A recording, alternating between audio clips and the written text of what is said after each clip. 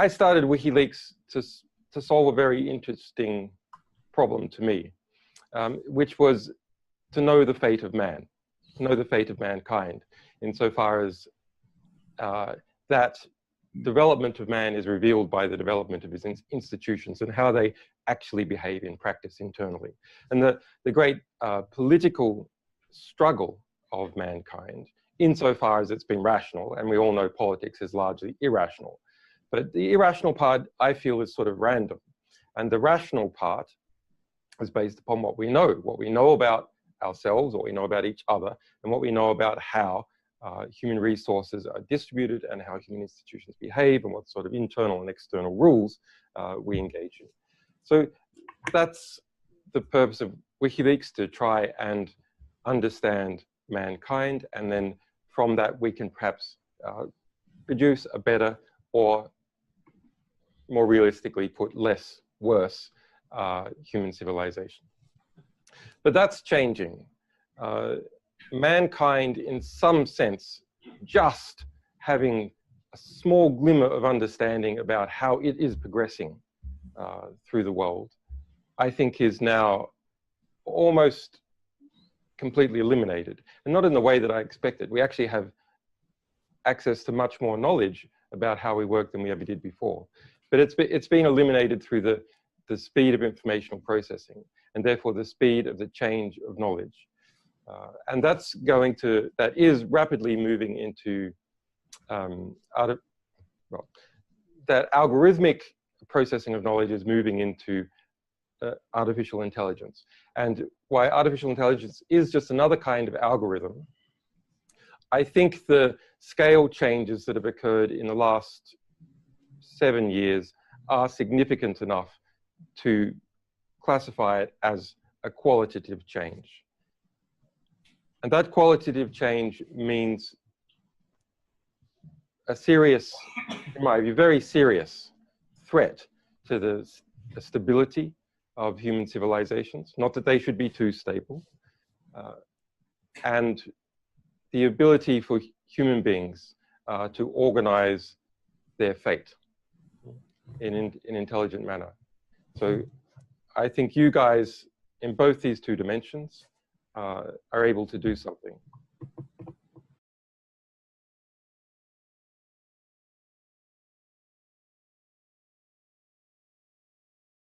The interesting stuff I can't describe because I'm in an adversarial relationship with a number of states, a really serious adversarial relationship. And then the situation for detained people.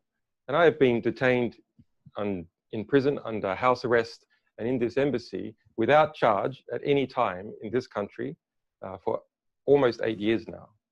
And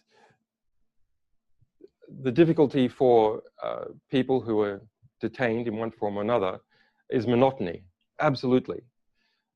So I try and make each day as different as possible, as it possibly can be. And it's never different enough for me.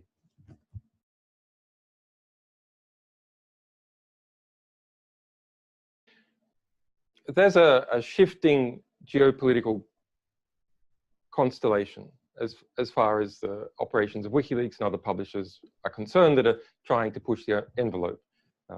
WikiLeaks is designed in its structure, well, because it kind of suits the sort of things I like doing, to be the boldest but still credible publisher. It's an interesting tension, that but still credible. By that, I mean, we're very bold, not so bold that we publish child pornography. That would certainly be bold, but it's not, I think, interesting and credible.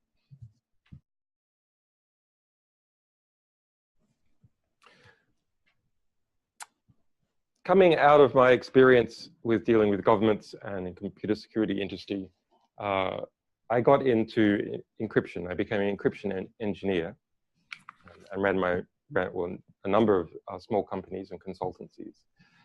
And after a while, I viewed that the universe was hard enough to understand for human beings without going around encrypting it all the time.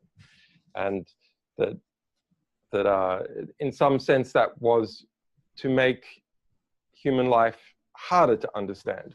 And while I understood, and in fact come back, I suppose, to embrace that earlier philosophical position of mine, that in a computerized civilization, encryption is the fundamental building block of liberty. I think that is clear. Very interesting philosophically as to why that is so. So I then instead thought, well, I should really tackle trying to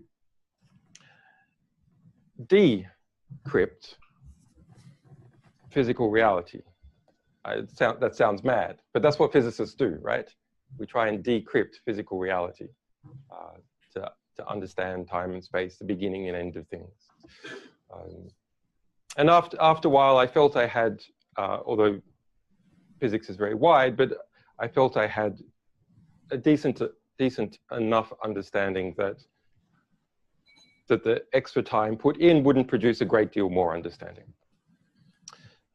And so then I came back taking some of these concepts that have been developed in quantum mechanics about understanding flows of causality, how one thing causes another. And if you look at it to a particular interpretation through the flow of information, of how information from one thing that you're trying to measure goes on to cascade causality across others, and then eventually to the person looking at it. And so I thought why not take that concept, which can perhaps be described in the way that WikiLeaks uses it as causality amplification.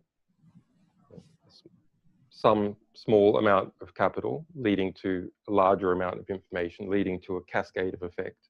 And try and put that into place to help understand human civilization. And while that's in some sense a very ambitious and impossible project, along the way to have some fun and achieve some important blows for justice, which is satisfying when you're doing it. It's very, very, very satisfying to see innocent people, for example, walk out of prison with one of our publications above their head, you know, the key document used.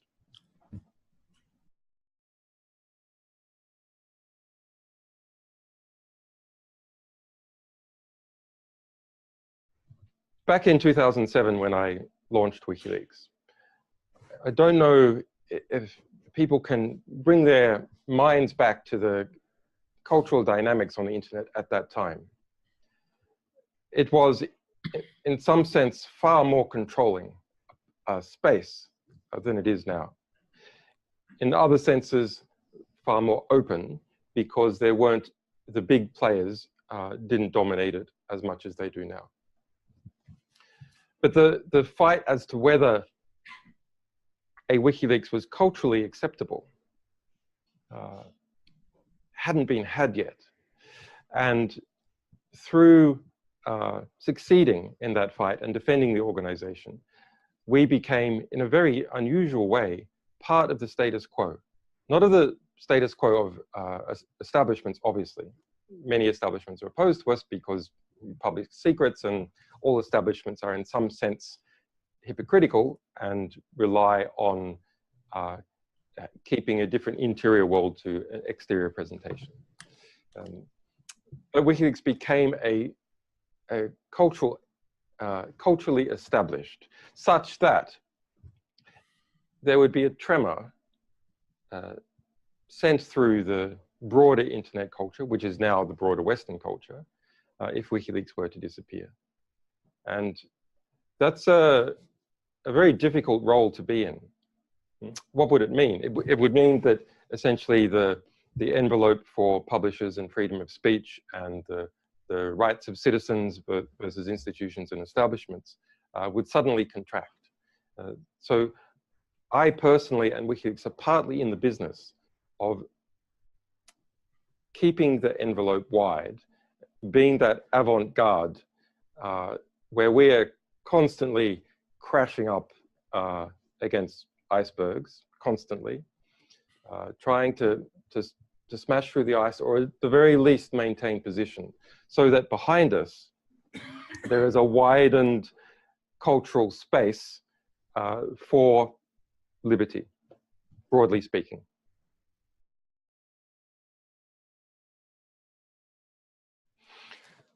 I mean, you've had some very good speakers that are speaking at the kind of practical, everyday computer security industry.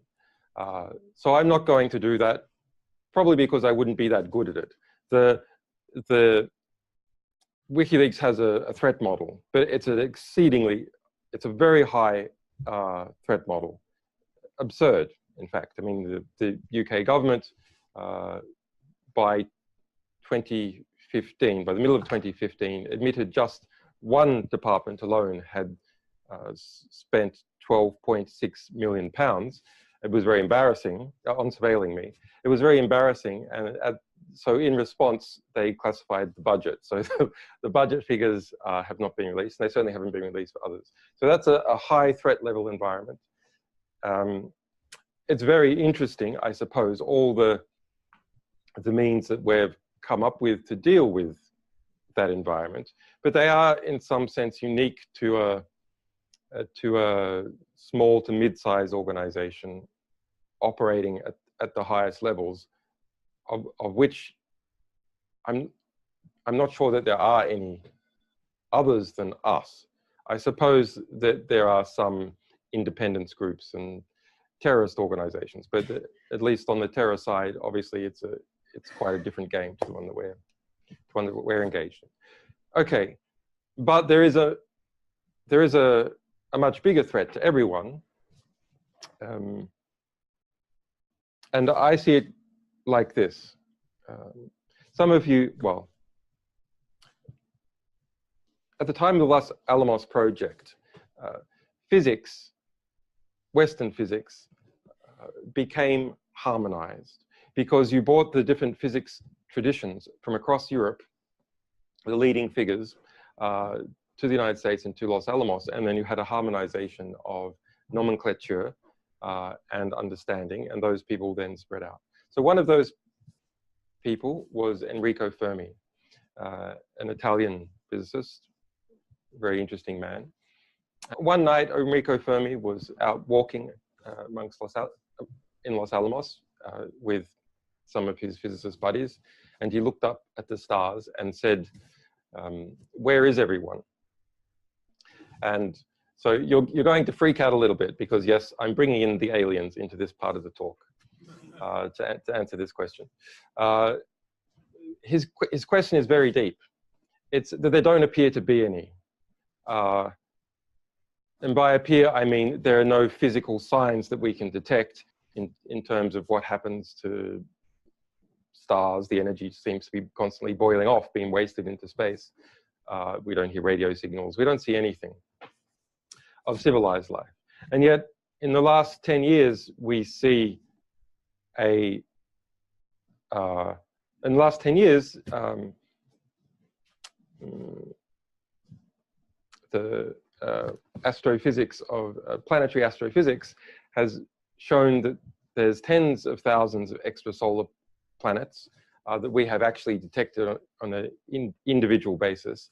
And from that, you can assemble the probabilities of there being Earth approximating planets. And there's hundreds of millions, maybe billions, just in this galaxy. So the question then becomes, well, where is the civilized life? Why don't we see it? Why don't we see any signs of it anywhere? And so the answers to that are, well, it could be the reasons we don't see signs of civilized life with our increasingly powerful measurement apparatus is because life simply doesn't evolve, life itself. That's why we don't see civilized life. There's something very rare about the Earth that means that life here evolved. But when we look at the Earth and when we look at extrasolar planets, we don't see any reason why that should be true. In fact, we see organic amino acids in space dust and asteroids and so on. And we know that asteroids cross-pollinate. For example, there's asteroids here from Mars, bits of Earth has gone to Mars, etc. when we get hit by an asteroid and stuff flies off, etc. So there's quite a lot of reason to believe that the basic building blocks of life have spread widely. So my view, and I think it's the only view you can take so far until more data comes in, is that there's something very unstable about civilization. There's something very unstable about technologically advanced civilization that means it doesn't go on for long. And I think the answer to that is the very rapid competition, if you like, the light speed competition that occurs when you wire up the world to itself. And that very rapid competition can have two fates. And number one, it can produce very robust artificial intelligences that are then coupled with their states. You can see that panning out in the United States and China as they each shore up. They're going to take, those two forces are going to take essentially all the market. And the rapid competition between them with the backing and support of the states behind them, and the exacerbation of the commercial competition through geopolitical competition will lead to an uncontrollable desire for growth in artificial intelligence capacity.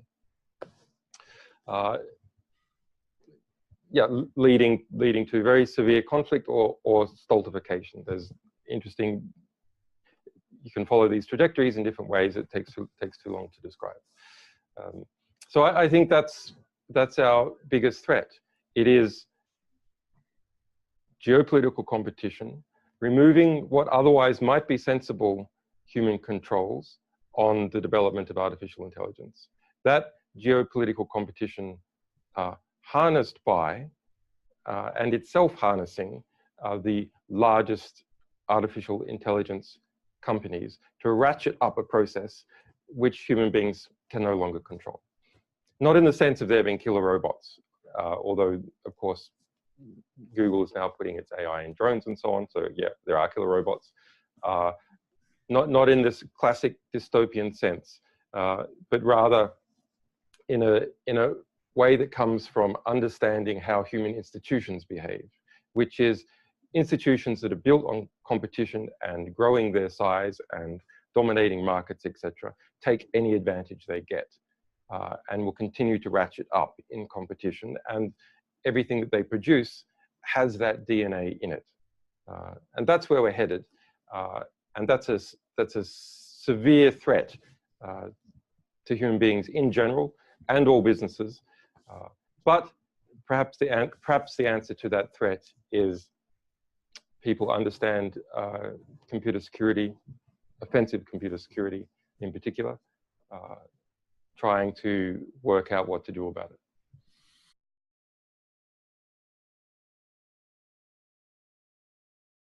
The nation states haven't been around that long. Most people don't understand that the Westphalian system has only been around for about 400 years.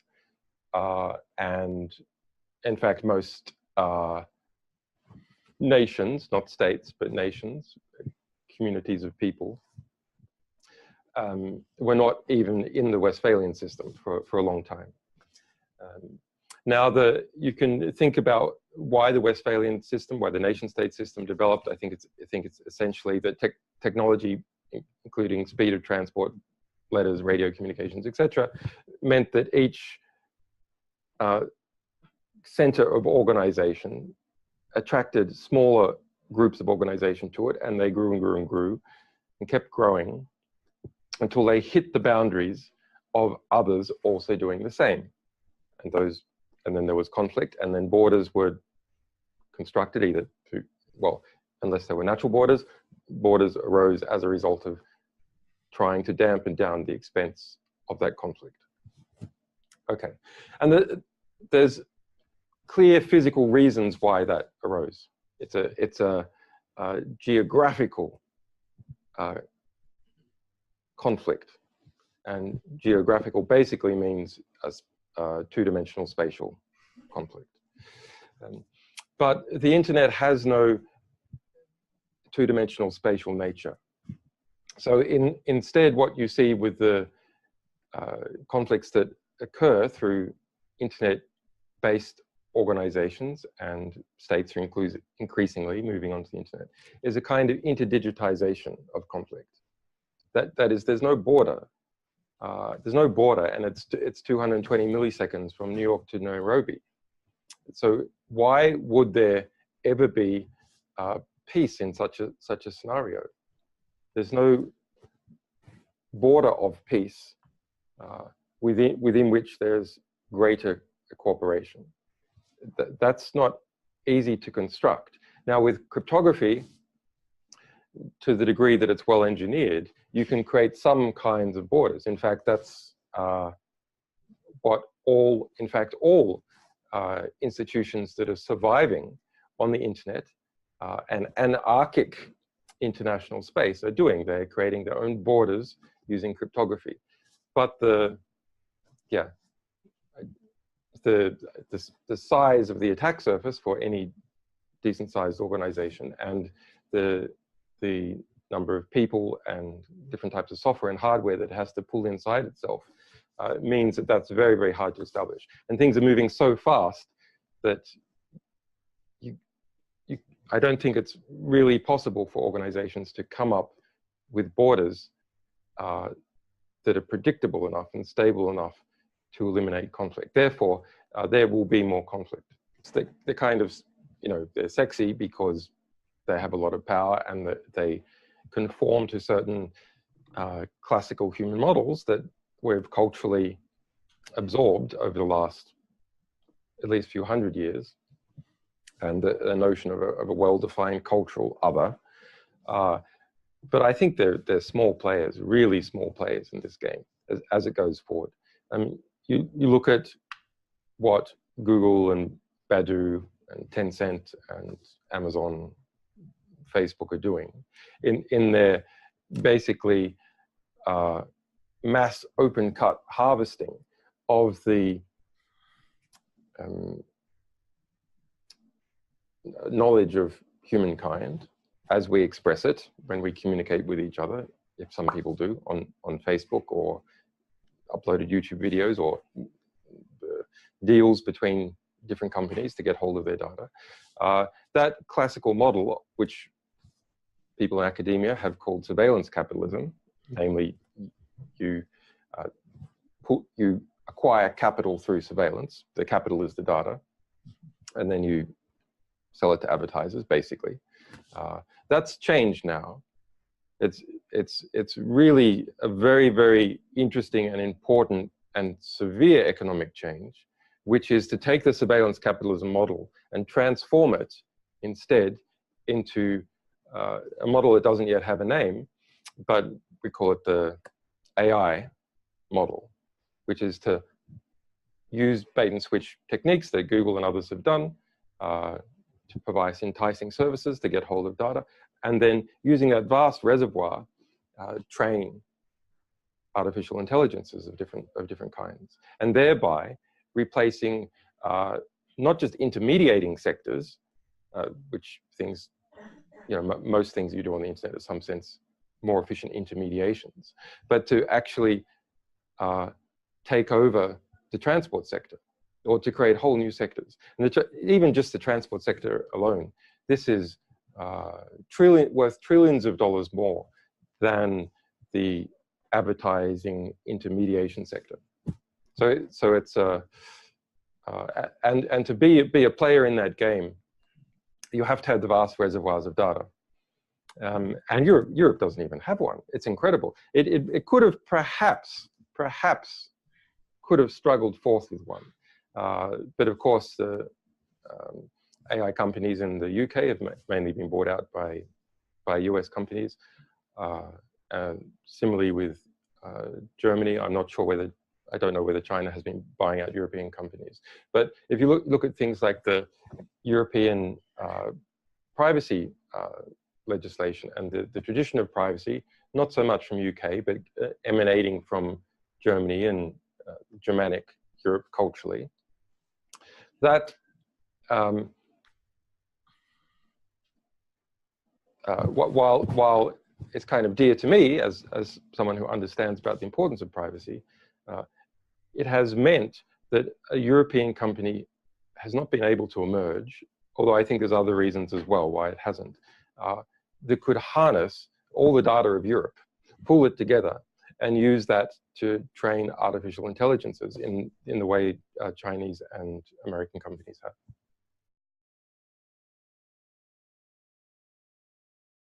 And it's an interesting question. I think it's, the answer is not terribly interesting and a bit obvious, which is vast databases of IDs are economically interesting to institutions for other reasons. And the centralization of those vast databases then makes the marginal cost of stealing each ID lower. And the globalization of principally commerce means that you can use IDs in more places. But let's kind of pull back and look at it at a more philosophical perspective. I say that this generation, or that perhaps our generation, but anyway, this generation being born now,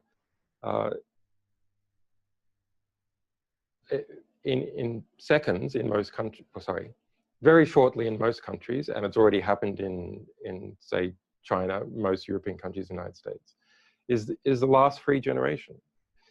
You were born, and either immediately or within, say, a year, you're known globally. Your identity in one form or another, coming as a result of your idiotic parents plastering your name and photos over Facebook, or as a result of insurance applications or passport applications, transport on airlines, etc. You are known to all the world's major powers, all the world's major state powers, and all the world's major commercial powers. That's a very different situation for individuals to be in than they have previously been in. That a small child now, in some sense, has to negotiate its relationship with all the world's major powers. Of course, in practice, it can't do anything. Its parents are not managing that negotiation. But it puts us in I think, a very different position in the sense that very few, in fact, maybe only a few people in this audience, very technically capable people, are able to live apart, to choose to live apart, to choose to go their own way. They must be part of not only the state, but the major state-like corporations, so powerful they may as well be states, and not just their own state, but other states as well. That's a significant change, cultural change for humanity. It smells a little. It smells a bit like totalitarianism in some way. Obviously, the world is different, but there's some feeling about it which is totalitarian. And so what is the answer for nearly everyone? That is an inescapable conclusion. So is the answer that we all have to be part of the state? We all have to be part of managing the ongoing evolution of our cultural, national, commercial, international structures, because we can't escape from them.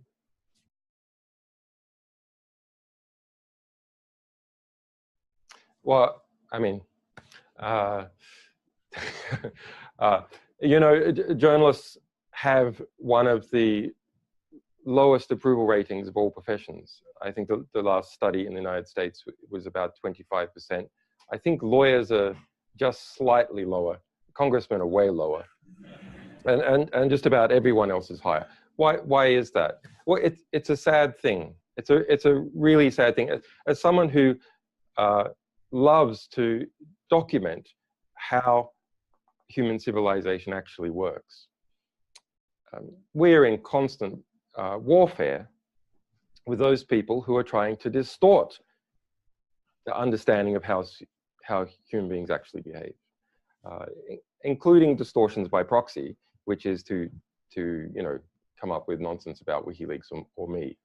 I mean, there's been a lot of there's a lot of amazing plots that we've uncovered, in one form or another. I think my the favorite allegation is that I'm a cat torturer. No, seriously, AFP, Agence France Presse, put that everywhere, and even into the New York Times. So there's I don't really know where to start for people who aren't familiar with this kind of disgusting machine that the media is and how it works. Perhaps it's enough to say that most human wars have come about as a result of lies. And that seems absolutely clear in democracies, that democracies have to be lied into war. It's a very serious ongoing problem. It has resulted in the deaths of millions of people in the last 50 years. And you can do a calculation. How many deaths is each journalist responsible for? And I did it in the United States because, not meaning to pick on it, but there's figures for the total number of political journalists. It's about 5,000. It's something like 200 kills per journalist in the last 20 years, just the US journalists alone, because they would not do their job, they would not be accurate, and because they lacked courage.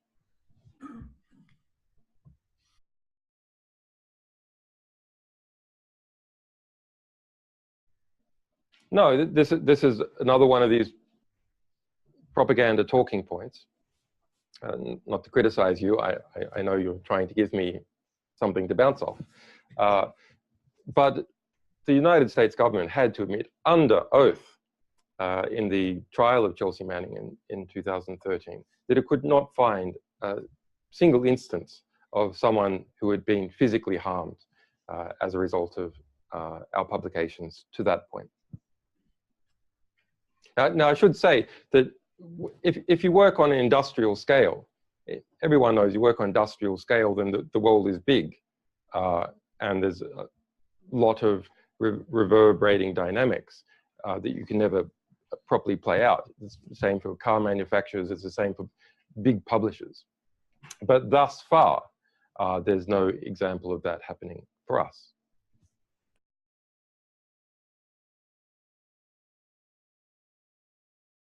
Yeah, I don't know. No, I mean, I do know, but I don't know what I should answer in response to that question. It's an interesting diplomatic back and forth about, well, really about in my view, the alliance structure, the Western alliance structure between the United Kingdom and the United States.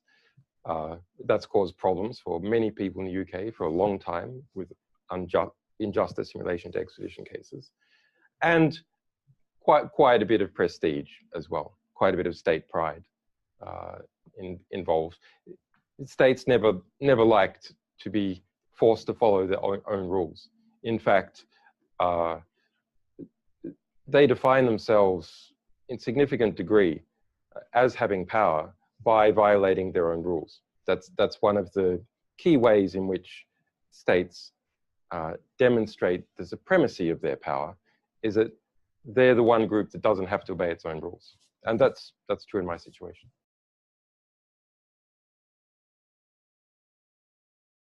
In the 10-year period is hard to predict. And that's the big problem. I don't see the National Security Agency, GCHQ, Five Eyes Alliance more broadly, France a bit, Russia a bit, China mostly domestically, have been engaged in mass surveillance. And the Five Eyes countries for, well, serious computational mass surveillance about 20 years. That's something that is of such scale that it strategically affects the development of human civilization. In fact, it's called strategic interception for exactly that reason. Now, strategic interception is slowly being degraded, and that was a very important thing to do, because, and I guess some people can't see the reasons, but as the majority of the world's populations threw itself onto the internet, we merged our human societies with the internet. So the result is that whatever the security structure of the internet, our human societies also became part of that. And that structure was, in part, mass strategic interception. Now, I worked on this for years, many other people as well, and we had a really big hit in 2013 with the Edward Snowden revelations that smashed that into the consciousness, not of the average person. I think that was a negative, actually, because they all became paranoid about what they were saying and became fearful and conformist. But we smashed that into the minds of engineers. And engineers thereby felt ennobled, and that they were part of the flow of human destiny by including encryption into the communications protocols. So that has checked a very dangerous development. And we're left then with the other dangerous developments, of which, the important ones are the ones that I described. I don't think that now, and perhaps in the next 3 years, we're going to see computer hacking at scale. People talk about it as if it's happening at scale at the moment. It's not happening at scale, not compared to strategic interception. But the AIification of computer hacking is something that will happen at scale because you're automating it. Now, within AI, how you train AIs for discrete problems, and computer hacking, many aspects of it is a discrete problem. There hasn't been significant progress on, in my view. What there has been enormous progress on is how you kind of map through a space which is in between a fluid problem and a discrete problem. And so an example of a space like that is the game of Go. That's a very good example toy space where each step in Go is discrete, but you've got enough pieces and enough board that it almost starts to become a fluid. And when you assemble all the computer hacking techniques together, there's so many and so many targets that now you're starting to look like, now you have a search space that starts to look more like a fluid. And these search spaces we can increasingly conquer. And when you have very large computer programs, and I suppose when you fuzz large computer programs, if they're large enough, you have enough discrete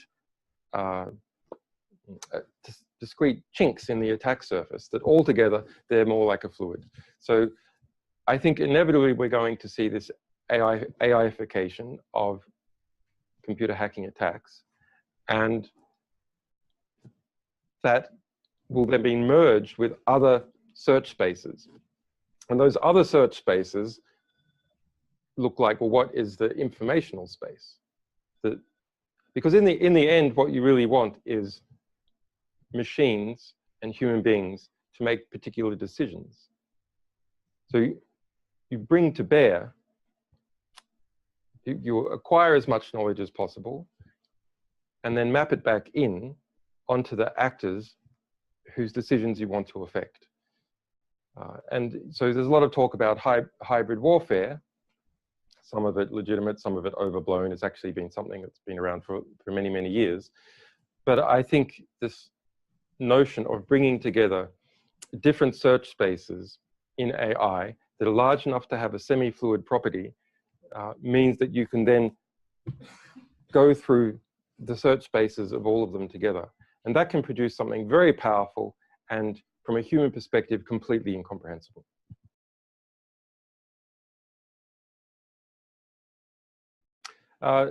Yeah, I mean, I guess human beings are very adaptable. It's their best quality and their worst quality. They adapt to doing nasty things. They adapt to being on the receiving end of injustice, and they cease complaining about it. The real question is when, not whether, but when the UK government will follow its treaties that it has signed up to. And if we look in my particular situation, okay, yes, everyone understands there's a vast political and geopolitical dynamic that's intimately connected with the United States, but it is instrumentalized in practice by UK intelligence services and police, who will physically arrest me and hold me for whatever the US wants to do with me. So, but what is the excuse to actually do that, to enable those budget spends? The excuse is, in a case that I was never charged for, where the extradition warrant has already been dropped, where I repeatedly won, they say that they're going to keep around the warrant, the UK end of the warrant, for the Swedish extradition, which I won. They're going to keep around that warrant, despite me winning that, because I came in here, and perhaps they might want to, they haven't, but perhaps they might want to charge me with a bail violation. This is the technical excuse. They haven't. Twice the UK courts have refused to do so. Why? Well, because if you move your house arrest location to pursue a parallel legal process, a higher legal process, which is an asylum application, that's not a bail violation. Okay, but what if it was? What if you disagree with that analysis and you say that is a bail violation? Well, okay, even before I came into this embassy and applied for asylum, which is everyone's right, everyone in this audience, if you are genuinely being persecuted, even before I came in this embassy, if you add up the time in prison under a very grueling house arrest for 18 months, I've already done 3 times the maximum amount of time under UK sentencing legislation. And UK sentencing legislation values house arrest at 50% of prison time. That's the law. So there's, not only is this a bogus warrant that it has no purpose, if you, as the judge did a couple of weeks ago, say, well, maybe if he came to court, I might want to charge him. So that's why I need to keep that warrant around. Okay, but if that occurred, there could be no possible prison time, because I've already served more than 3 times the maximum possible prison time, even before I was awarded asylum. If you include the time in the embassy, which you should, because the UN has assessed it and said, if you legally block someone from leaving the country, that's a form of detention. That would be 10 times the amount. So the real question is, when is the UK government going to uphold the treaty obligations that it has signed and uphold basic justice principles within UK law?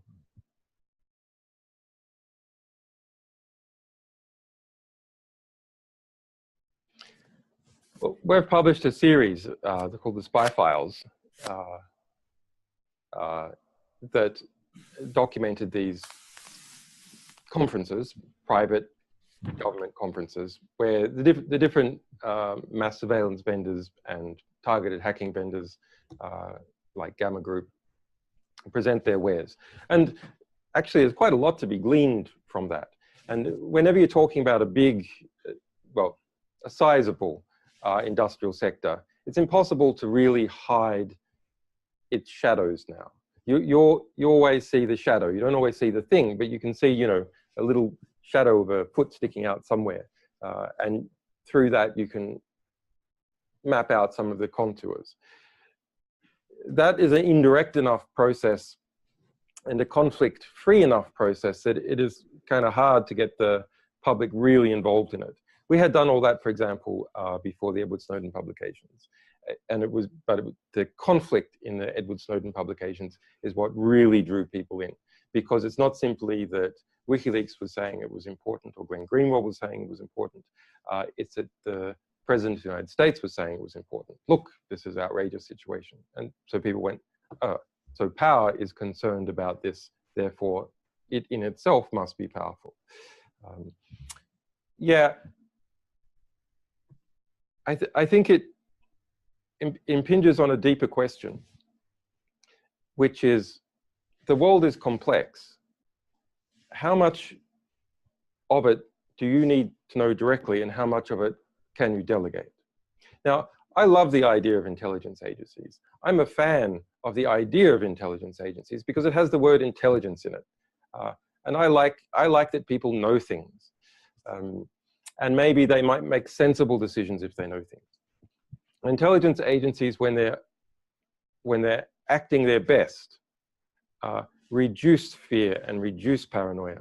Because if there's something that you don't know, hype merchants can fill this black box with the most terrifying possibility of what might be in there. But if you really do know another state's weapon systems and capacities, etc., it might reassure you that actually they're not as bad as the most catastrophic scenario. And so they can actually contribute towards peace in that way. The problem is, it's a principal-agent dilemma.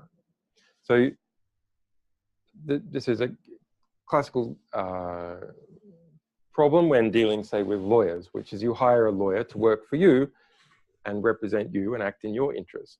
But of course, the lawyer is also always trying to act in their own interest and inject their own interest into your equation. So how do you police that? How do you police it with lawyers? Well, you police it by constantly looking at their work and trying to do random samples, I guess, introspecting into their work to see if the claims made are justified. That is the fundamental problem with intelligence agencies, and it's the fundamental problem with delegation of assessment about how the world is working. You can't completely delegate. You can't delegate because human beings inevitably are corrupt and cut corners and act in their own interests and not of the person who has appointed them. And in that case, for example, in the UK intelligence services, which have a role, an important role, every state needs something like an intelligence service to protect it from interference by other states. But without insight, deep insight into how those organizations are acting, they go astray. So intelligence agencies must be transparent. It's vital that they are transparent. And some of that, and because they are deeply interconnected with industry, some of that transparency is provided by enforcing transparency on the industry itself, including at these conferences.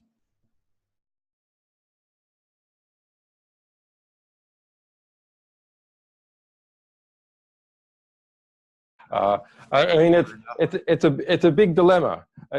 One of our lawyers, who of course we will have to educate them about, different counter surveillance techniques. But they said, "God damn it! You know what we should do? We should like buy up some chunk of Madagascar or Patagonia or somewhere and just ban every electronic device from it. It's like a radio wave electronic, well, high intensity radio wave, free area, because of that constant buffeting that we have by principally commercial organizations trying to harvest our interactions with the world." That's the that's the principal economic model that all these AI companies have had, and the traditional surveillance capitalism companies have had. And the number of degrees of interaction. So what do I mean by that? If you kind of imagine a space of interactions, the number of types of interaction, the frequencies of interaction between you and everything else in the space, is dramatically increasing. And in a way, you can consider each one of these degrees of freedom is kind of like a triangulation. So to triangulate something in a two-dimensional space, well, okay, you just need two directions, two signals, directional signals. But we are giving off, if someone is using a mobile phone, for example, we're probably giving off a couple of hundred of these on average per second. Something like that. Maybe not quite as, maybe a dozen, perhaps. Although if you do video, of course, there's vast amounts more. So anyway, between dozens and hundreds of measurements, we are emanating constantly. And so if you collect those together, you can effectively triangulate someone's activities and behavior. And I don't think by chopping out many of them or adding kind of chaff, cover, that you can make that much of a difference. And increasingly it's less. And in terms of the Internet of Things, there's research prototypes now, which I assume are being used by intelligence agencies, of very small electronic circuits that you can just put in paper or put in paint or on the walls that are powered by the GSM stations. And they operate as the GSM radio wave passes through them. It gives them enough power for a very small amount of time to do things. So obviously that tendency is going to continue. It's not like the Internet of Things. It's if you like, intelligent evil dust scattered everywhere, like confetti in everything. So I think it's increasingly hard for human beings to work out how to deal with that. And the only way I can see is that we've got to securitize this problem. Computer security industry is it's been engaged in outrageous securitization for a very long period of time, hyping up threats, etc. I get how the game is played. It needs to be securitized in a different way. We need to securitize by securitize I mean you turn something into a threat and thereby change behavior or get economic gain from it. So we need to securitize the threat to elites by these developments. The people who run these companies, it's a threat to them. It's a threat to the most powerful people in society. And to eliminate the notion that there's a place that powerful people can hide from, or skilled people can hide from this phenomenon. And that's the way to get all those people who have an ability to make a difference, to make a difference.